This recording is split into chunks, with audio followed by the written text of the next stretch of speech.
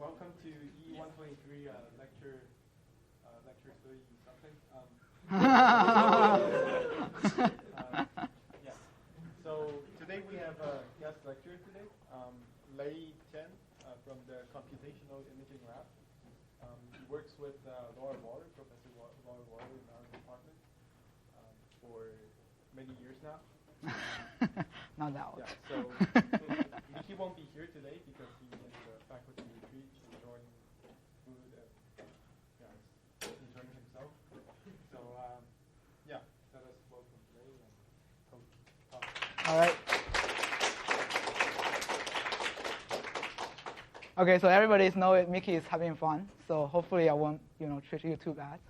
So I'll be talking about optics, and the goal of this class is not teaching you anything new about signal processing, but tell you that actually with the stuff you're already learning in your class, you can do a lot of things just beyond the classroom. For example, optical imaging, and there's a lot of things you can do about it, and you will know a lot of things I'll be talking about in terms of signal processing. Okay, so hopefully everybody knows this game, and this is one way to think about optics, right? So you shoot a laser pointer, and it's just like a bunch of bullets. Right? So that's called ray optics. Another way to think about it, for those of you who have taken a physics-related optics class, is to describe light as a wave. For example, here what you're looking at is water waves, and the point is that, and this one is actually, if you were shining a laser pointer on a occluder, for example, a little particle. And if you can record the sort of intensity or energy distribution after the particles, and this is what you will see. Okay, so the point is that if you compare these two images, they look almost similar. So that's the indication that you can also use wave, use wave as a description to describe light. So actually, as I mentioned before, I won't go into none of these two descriptions. I will teach you how to use signal processing to understand optics. And the subject of this optics class is called Fourier optics. So there's a whole book of this, and hopefully I can teach you a little bit of this within 20 or 30 minutes. Okay. So the whole point of this is that you have been learning about signal processing. In optics, we care about taking an image. So instead of talking about temporal signals, we're going to talk about spatial signals. So think about it when you take a Fourier transform, for example, for temporal signals. In optics, you just change your time variable t as the spatial axis x. Okay, so that's your spatial domain. The other thing is typically you're going to take a 2D image, right? So imagine you use your iPhone camera and take an image only 1D. Probably you won't see too many beautiful things. So you need, in order to enjoy 2D, the 3D world actually, when you take a 2D image, you need to consider 2D signals. So that's not too hard. All you need to do is to consider your signal processing as 2D functions and consider 2 dimensions, x and y. Okay. So as a teaser, hopefully this will get the point across. Is consider this case and how signal processing can be used in optical imaging. What you look at is a laser beam. So you shine. What you do is you shine a laser beam. Okay. Striking onto your camera, and what you do is actually inserting something into this beam. Okay, then after that, once the beam is hitting something in the middle, the sort of the particles or whatever inside the volume will perturb the light. Okay, so after that, in the camera, you will actually capture image something like this. Okay. So once you capture this image, you put it in your computer, and you can do some signal processing onto this. What it allows you to do is actually a scrolling process. So you can digitally move the image from one plane to the other, and in the end, you can actually see from that actually what you're looking at is this little bug. Okay. So the other, for example, if you pick different points and repeat the same process, it turns out that those like fuzzy rings, if you do this signal processing, and you can get something like this. Okay. So how does this work? So basically, hopefully everybody knows convolution. So basically in optics, you can consider the signal, consider the system as a linear system. So what happens is that if you have that object, and when you have a light hit it, it actually the optics automatically performs the convolution by itself. So in the end, in the camera plane, what you see in the image is actually the object convolved with some Poincare function or the impulse response. Maybe that's the terminology used in the class. And the transfer function or the impulse response is determined by how far away you put your object or how far away this little bug is from that.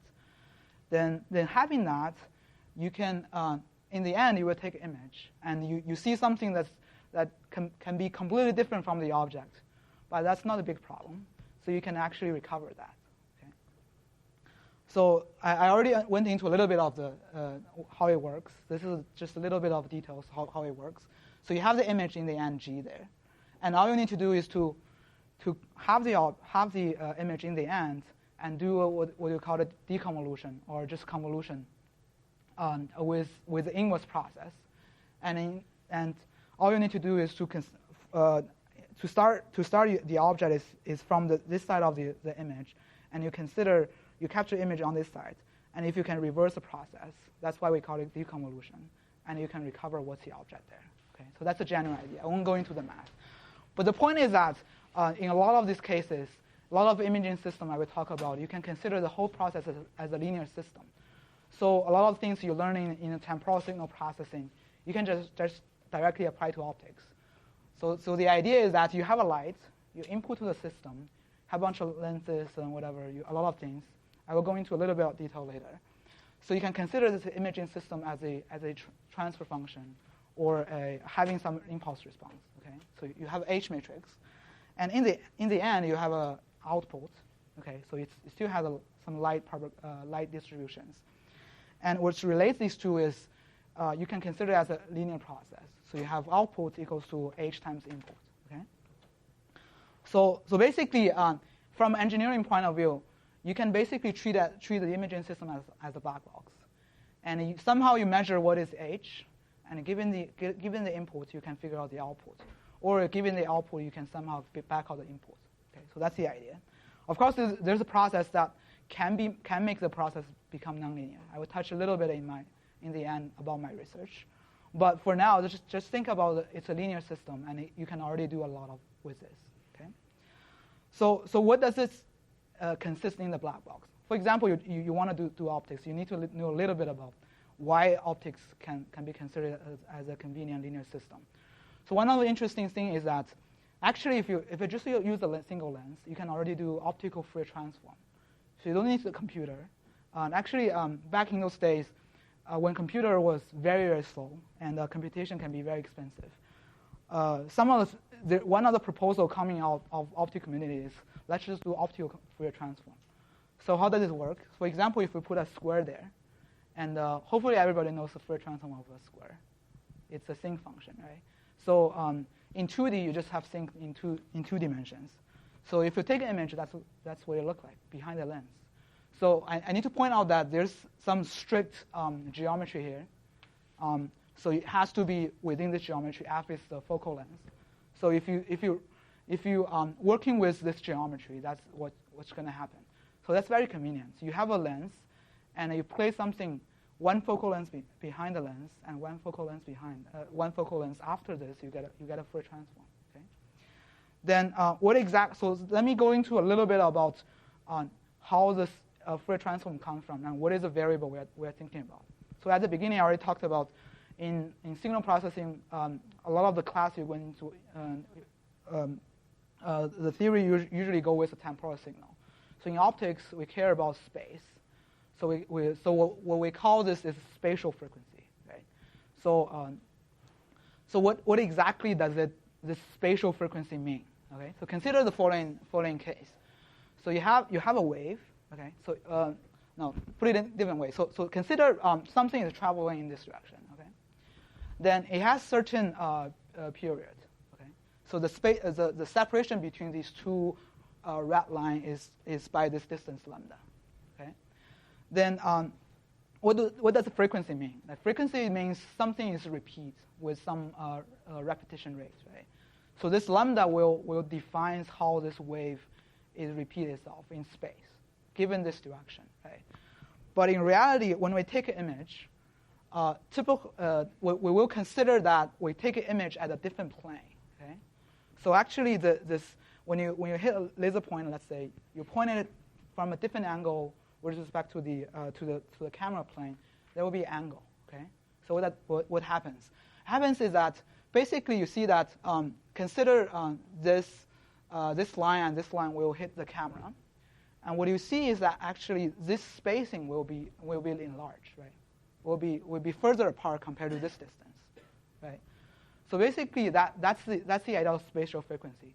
So basically what you see is that depending on where you direct your light, the sort of this repetition rate on the screen you're looking at will change, and in the end you will see in the camera you can actually see this sinusoidal wave, and the frequency will depending on the angle of sort of this angle of illumination or angle of light. Does that make sense? So that's the idea of spatial frequency. So it's very, very different from, sort of conceptually, it's very different from temporal signals. But in space, it's basically when we're talking about spatial frequency, you can relate the geometry of how light propagates with how fast something you see is oscillating in your picture. For example, if you look at a binder, you get a certain rate of repetition, okay? Or you look at a stripe pattern. Basically, how fast the stripe pattern oscillates, that's called spatial frequency, okay? So given that, let's consider the following situation. So if I have a point that just putting at the center of the lens, so I already talked about lens will do a Fourier transform automatically for you. So intuitively what happens is if you put a point source, one focal length from the lens, and this point source will convert to a straight line, okay, after it. So that's how lens works. Then in signal processing, from a signal processing point of view, you have a delta function, okay, that's a point in space. Then take a Fourier transform for a delta function, that will give you a 1, right? Then let's consider another property of Fourier transform, that is the shift property, right? So if you shift the point off axis, then in optics, basically what you see is that when you shift it off somewhere away from the lens, the light will direct you to different directions, but it's still a sort of a straight line, okay? Then in signal processing, what you see is that you have a delta function, but it's away from the origin. Then you will have a exponential wave. So you have a sinusoidal modulation. Okay. So the point is that when you have different plane wave directions, you can so this different plane waves can be described by different sinusoids. Okay. So of course, a lot of imaging systems you cannot just use one lens. Okay. So in a lot of especially scientific instruments, you need two lenses. So here's why. So you have an original object. You take a Fourier transform. Okay. So typically you want to actually make an image. So how do you bring an image back to your real space? So all you need to do is take another Fourier transform. Right? So you take two Fourier transforms. You start with the object. You have the Fourier transform of this guy, but you do another Fourier transform. You get your object back in the real space. So that's typical. Basically, how you can think about how telescope or microscope works. Basically, this is a conceptual picture, but basically they have the front end, they have a lens, and the back end you can also see a lens, and that will do the two Fourier transform I talk about. And also for here, there's a lens over here, and that's near the object, and somewhere over here we'll have another lens.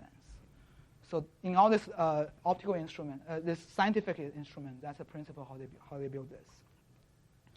So probably you guys learned about linear system works. So typically in a linear system, there's an impulse response, meaning that if you start with a point, you have an impulse signals. In the end, you won't get the perfect impulse coming out, right? So in optics, that's the same thing. So if you start with, the reason is that just a little bit of details. The reason is that if you look at a lens, I talked about spatial frequency is related to sort of the angles, right? Okay? So the larger the angle is, the larger the frequency is. Okay?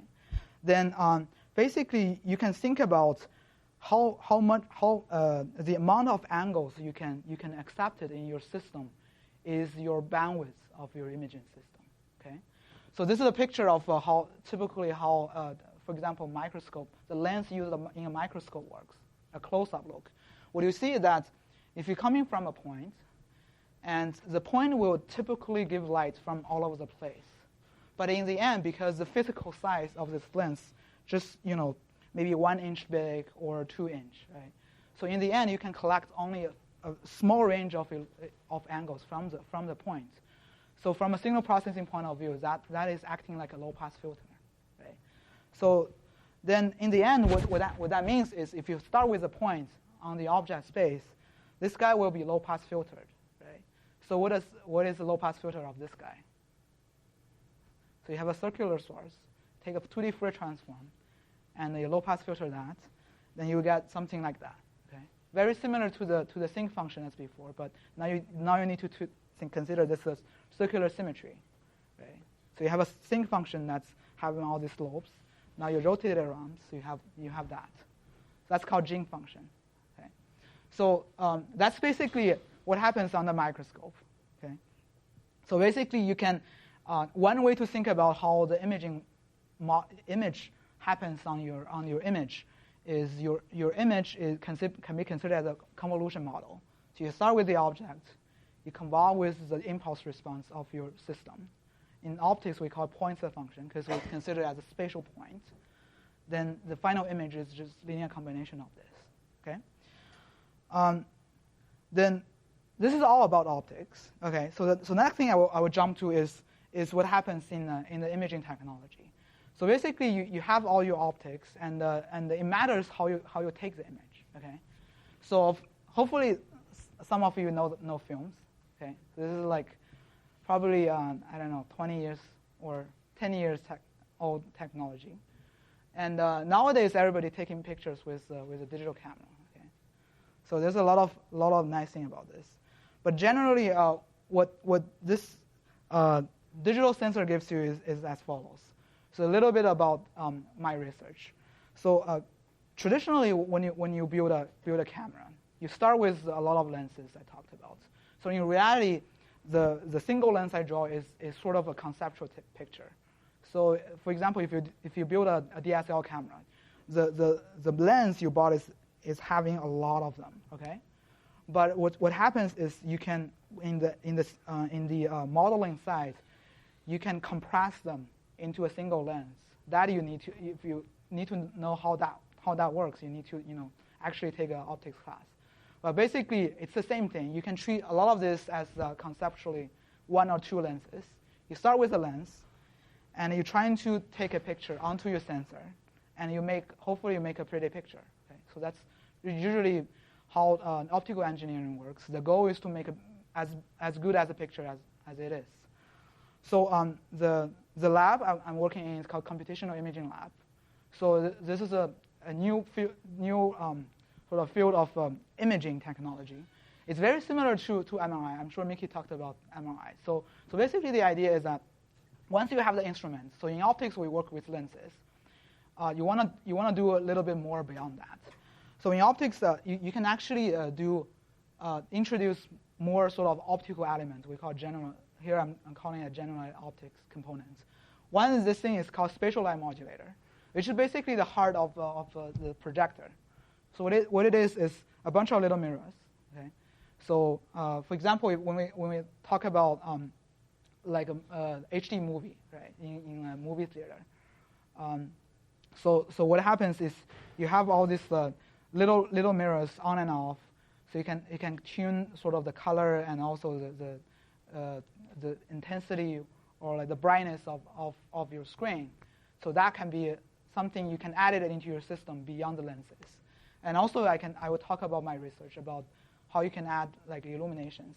So you can adding a lot of like sort of computational devices beyond what normal imaging system can have, so that you can actually have more computational power into it. Then you then you can capture this with other imaging architectures. I won't go into much more details. Then you send that. Once you capture those images, the image you get is actually not the end product. As opposed to before, you take an image that the pretty picture is what you want to get. You actually wanted to add in a little bit of computation to modify what you see. Okay. Then you go through a process. Typically, we call it reconstruction, and in the end, you will get something. So, for example, you can choose to recover the original pretty picture, or maybe you can try to recover the wavelet transform, for example, or other form of information.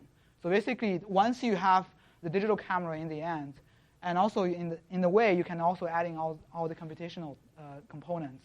You can think about what it really enables. If you think about it, is if you have the film, once the thing that is stuck on the film, it's the end. So it's very hard to change it unless you chemically change it. But if you have a chip, a digital camera, and you plug it in, using USB to put your images into a computer. If you think about it, on the camera, it just bounces off zeros and ones. Right? So you can actually, since that's what it sees with your computer, you can actually do a lot beyond that to change the photos. For example, the simplest things, you can do a lot of Photoshops, and then after the Photoshop, you will call that's the pretty image you want to get. So you can think about the whole thing as a whole pipeline. Okay. So now, of course, you can also add feedbacks. I won't go into much details. So sort of a historical perspective, going back to the first example I gave. So basically, the technology is called holography. So it's considered to be the first 3D imaging or 3D display technology. So basically, in sort of about 10 to 20 years ago, what people do is you have a 3D object, and you wanted to sort of recover or like have an accurate 3D representation of what's the 3D object there. So what they do is to record a hologram. Okay. Then in the end, with some display technologies, you can actually look in through this film, and this film will represent what's the 3D thing over there. So it's a 3D display technology. But the problem is that you need to actually record this thing on the film. Okay. So nowadays, but by the way, so this is a technology you used in recording the holograms on a credit card, for example. These days you don't see that much, but if you look at older credit card, a lot of the card using that technology. So nowadays you can think about a different pipeline. So what you do is actually record this on a computer. Then you can do a lot more than this. Okay, so you don't need to think about how I orient these films and so that I can get the right angle or the right picture of the 3D, because you can do a lot of on the computer. So maybe you can consider you do 3D rendering after you do the reconstruction I showed on the computer, and hopefully you can get something like that. Right. All right. So the last piece is hopefully I told you everything you need to know about optics, and just enough to understand what I'm doing. Okay. So what I'm doing is this. I have an imaging system. Now it's very familiar with you. Two lenses. So one lens on the front is doing first Fourier transform. One lens from the back doing another Fourier transform. And things I talked about, imaging system just like a low-pass filter. So I intentionally put that over there. Okay. So my research is called computational illumination. So you need to do a little bit of computation. Okay. So how do you add in this sort of active computation power into the imaging system? What I do is to change the light bulb I showed you before into with a programmable light source. Okay? So you can do this very easily. For example, you just use an LED array. Okay? So what this LED array gives you is basically you can address each individual LEDs to turning on and off. So you can put any patterns you want. And what it allows you to do is just by illustrate over there. Each of these points you can think about to generate a plane wave from different angles. So you're sort of adding different spatial modulations or different sinusoidal wave onto the image. And I will give you an example of why this is useful. Okay. So this is just one movie shows when I was doing experiments with how this thing works. Okay. So you can see that you can drive this and put in all sorts of patterns you want, and you can do a lot of things. So I'll just talk about one thing, which we call gigapixel imaging, meaning that typically if you look at a image you get from your camera, it's on the megapixel side. Okay, so the reason is that basically it's limited by a few things. You might wonder that what's the limitation? Right? So one thing, of course, is the sensor technology is one limitation. So making a camera that has this many of pixels, which is 3 orders of magnitude larger than megapixel, can be expensive. But I can tell you that this is definitely doable with the current semiconductor technology. But the real challenge is on the optic side. The real story is that if you wanted to make an image that's optically useful, it's very challenging. The reason is that, back to, again, the pointer function I was talking about. So basically, if everything from the object, from a point, going to the sensor is still a point, so you can pack all these points very closely, right? So now if you want to make an image that has 1 gigapixel point, and you can discern them, then ideal case, there's no problem. But in reality, since each of the points going through imaging system will have a spread, okay? So you have this impulse response. So meaning that if I closely pack a million pixels or more than a million points in the object space, in the end you might only be able to discern 1,000 out of this. So it's kind of the idea of sampling in temporal domain, right? So if you closely sample your waves, it could be useful for some case, but at some point it's kind of wasteful, right? So in the end, what I'm saying is that if you just think about consider a very large sensors have a lot of pixels, it's not very useful. Okay. Really what's happening here is that what you need to do is the optics, the spacing the optics can allow things happen is sort of fixed. That's what we call diffraction limit. So sort of when you pack the object in a 2D grid, the smallest spacing allows you to see is sort of fixed. So then the point of making a larger image really is to looking at a much larger area. Okay, so let me give you an example of why large area is useful. For example, for surveillance applications, typically you might have this experience if you point your camera, okay, to looking at you guys, right? So what you see is that on the sensor you can only see a small, only a small group of you. So especially when you move, let's see, you have your phone here, camera here, and if you move some distance over here, you may only see a little bit of you guys. Then if I wanted to capture the whole classroom, I need to move some distance away, right? Probably very far away. The reason is that sort of this cone of angles that the camera can see is fixed. That's what we call it, like field of view, okay? Or the area you can see. So basically, if you can enlarge that, then you can see much more things. Okay? So that's sort of the why this is useful. But I'm not going to talk about it in my class 3, but it's the same idea. Okay. So hopefully we can put everything together. So this is what happens. So you turn on one light. Okay. So one of the light will hit when it hits the sample. When it is the on-axis illumination, it will just basically striking the object with a uniform light with no spatial modulations. It's a 1, okay.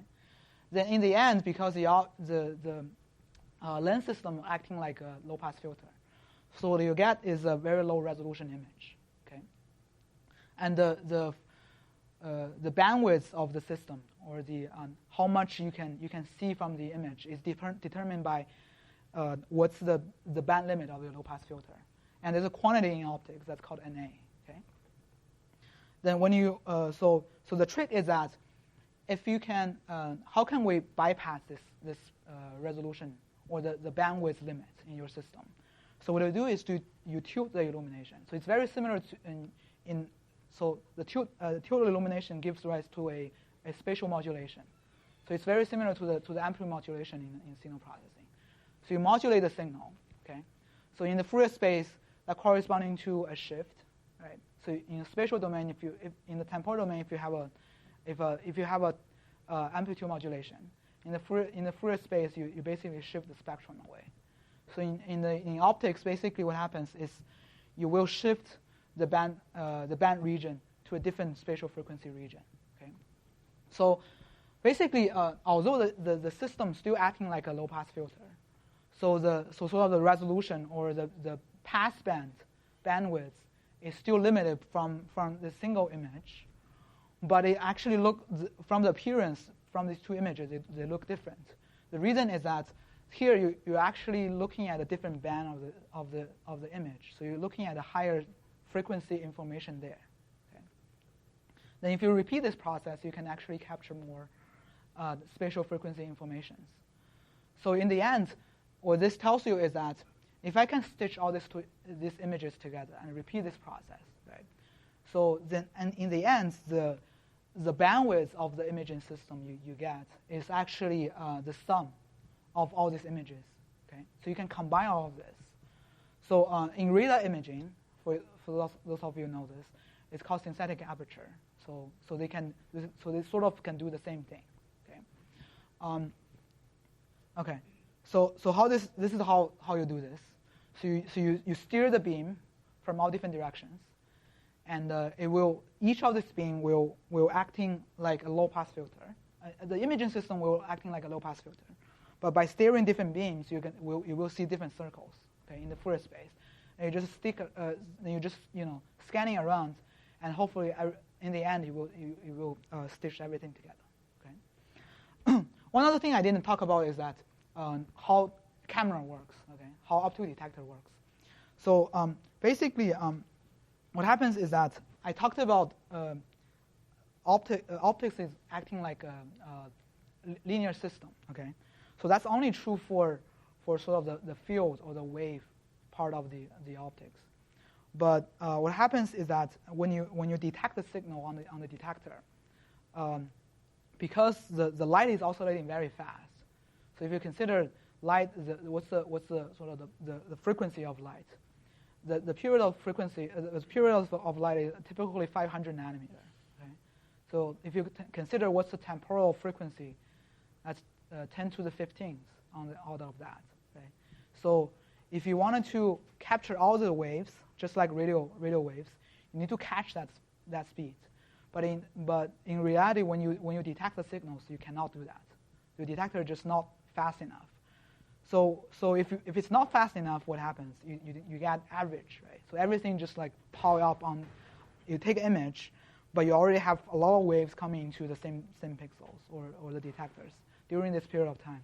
So everything pile up, and everything will just smear out. So this average process. So in the end, you can show that you cannot sense the wave directly. You actually just sense what's the energy of the light. Okay. So that's what happens over here. So what we call the detected thing is as intensity, which is the average quantity I just talked about. And so this is the Fourier transform of the object after the first lens. Okay. Then the second one is the low-pass filter. Okay. Then you have a second lens. You take another Fourier transform, and you take this absolute value square, which is the detection process. So in the end, actually in optics, what's make the optics a little bit more complicated than some of the things you learn is this thing becomes nonlinear process. Okay. So this I won't go into details. All I want to say is that signal processing, you learn a lot of how linear system works, But there's a lot of new subject. For example, optimization, convex optimization. I imagine there's courses across the campus, and nonlinear optimization. That's a lot of useful applications for a lot of different areas. For example, in optical imaging, that's something you can consider to learn for your subject. But what the power of using this sort of optimization procedure is that you can allows you to actually put the images I talked about together. So this is what you get. So basically, you zoom into the small feature. You don't see much, okay, from a single image. But if you run the optimization, the signal processing side, to combine all the images, now you can see the image. So you can see the small features. Okay. So you. How long does it take to capture all this? Capturing is very, very fast. So I show you the movie, right? So each of these lights, the LED array is hooked up to a Arduino, or whatever the microcontroller you like. Okay, so that can pulse control the LED light very fast. Then you synchronize with the camera. Okay, so use whatever electronics you learn. You can make this very fast. So you can capture the image very fast. Okay? The processing is a limit. Okay? All right. So in the end, what happens is that so given this area, originally you only have a few pixels to look at these fuzzy pictures. But if you repeat this process, now within the same area you can see much more pixels. Okay? So the improvement from here to here is about 3 orders of magnitude. So you start with a megapixel picture, okay? Then after reconstruction, it will become gigapixel. So that's where the story is. And I will just close here. And this is just one application we're looking at. So you can looking at a lot of cells happening here, and also you can zoom onto small things. You can see little things happens. For example, this guy is I think it's called cell division, and this guy is totally freaked out because the other guy is doing a lot of things more than that. Right? That's it.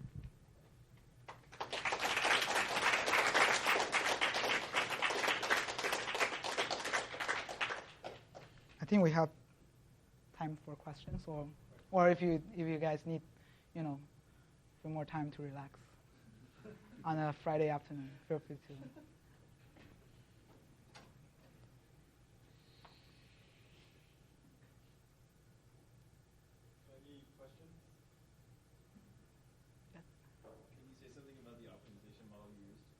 Sure.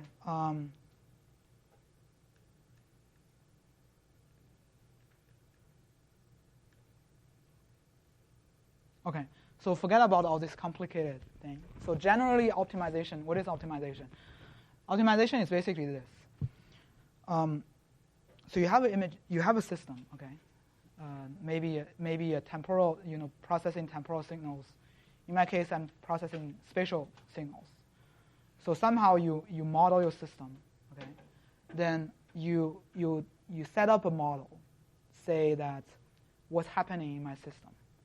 So you have this. So this part is what we call forward model, okay? So you have one part. The other part is actually what happens in your system. Okay? So you take some measurement.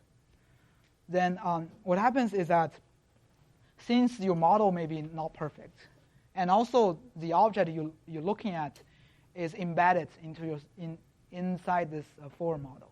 So you have something you don't know, okay? And the problem is that if you think about this as the top one as the equation, and if you wanted to solve it with, for example, linear algebra, it's not doable, right? So then what you do is actually think about it in a different way. So you say that, okay, let's make a guess of what's happening over here. And that will give rise to some sort of prediction of the measurement I make. Then I can compare that prediction with what I measured. Then you compare these two. So you look at the difference. You subtract from the measurement to your prediction. You have a discrepancy between these two.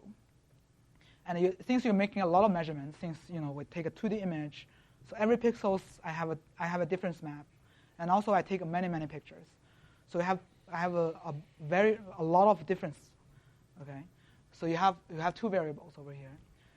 Then you wanted to make a fair judgment, sort of in an average point of view. So that's why you do a summation over all of this. Okay, so in the end, you wanted to minimize the discrepancy between what you predict and the measurement. Right? So you set up this model, then you want to minimize something. Then the idea is that once you have this, and let's say in the simplest case, you guys talked about compressors in the class, right? Yeah, so the general idea is this: consider you have this. This is a function, okay, of O. Okay, so consider this function happens to have this curve, have this shape. Okay, you have a valley here, and over here, you take a different O value that will give you a much higher discrepancy. Okay, so the goal is to drive your gas from this higher point to the bottom of this. Then when this value is minimized, then you will get best gas. So that's the idea. Okay. So how do you do this? So you can think about if I can I? Okay. So you have this. You're starting from here. You want to go here. So how do you do this? You say, okay, if I can find this direction, okay, then I just move along this arrow, okay, and hopefully I will get to somewhere very close to here, right? But that will overdrive this, right? So what that means is during the way you also need to correct for the direction. So maybe what you do is to drive over here, and you say, okay, I'm a little bit away from this curve, and I change the direction, and in the end, you will curve over here, right? So this direction is basically the tangent of this curve. Then this process is called gradient descent. Okay? So that's the basic idea, okay, roughly speaking.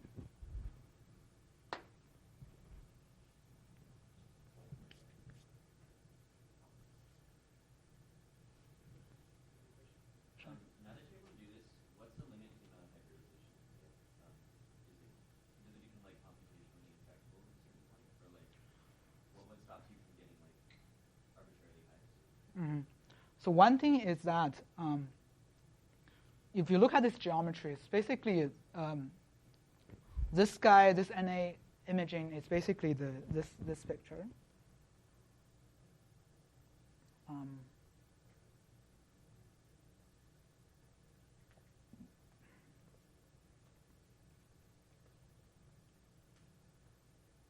One is that how large this cone is. So that's limited by how good the lens is designed. Okay? So in current technology, this guy can go up to, I would say, 60 degrees, plus minus 60 degrees. Beyond that, you would need very serious, engineering, teams to put together.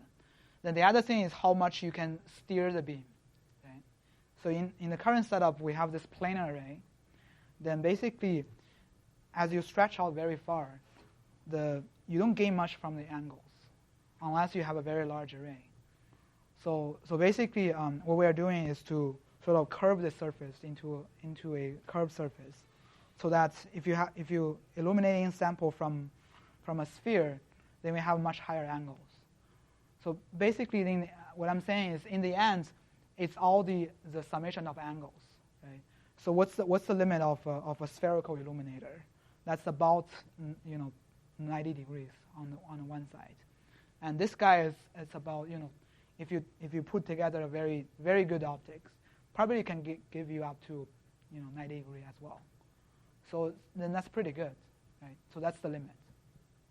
But if you put that number into if you put that number in, the system will still have a limit. So you still have a band limited system. So you still have a point source to give rise to some impulse response. It's just that it might be narrower than this. So in the end, you still have what we call diffraction limit. So that defines how closely you can pack these points. So meaning that at some point, for example, if you wanted to say, okay, I wanted to make a sensor, CCD sensor, that have spacing of 500 nanometer, or maybe 100 nanometer. That's probably still wasteful, okay? Because really the optics won't give you that closely spacing image. Okay. All right.